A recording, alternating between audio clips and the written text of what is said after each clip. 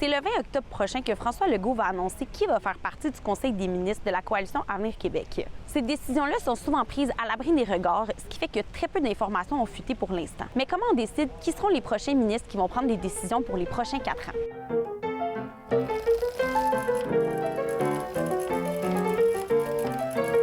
La première chose, c'est que le soir de l'élection, Wow, merci.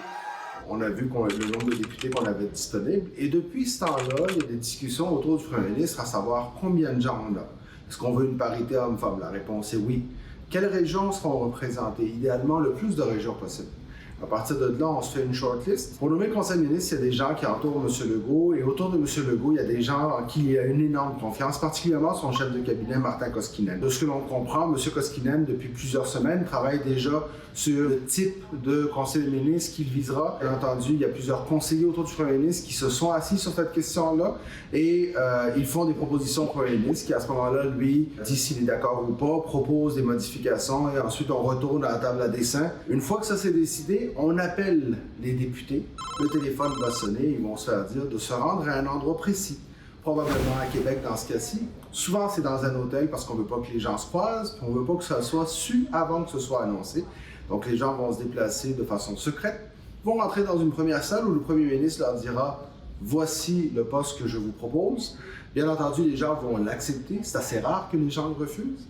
Et ensuite, ils vont passer dans une deuxième salle où est-ce qu'on va leur dire « Voici qui pourrait être ton staff, qui pourraient être les gens qui t'entourent, un attaché de presse, un chef de cabinet. Et on va ensuite partir à la mécanique avec les détails pour la sermentation du lendemain. Et ça, c'est près de la date parce que justement, ce qu'on veut éviter, c'est les fuites.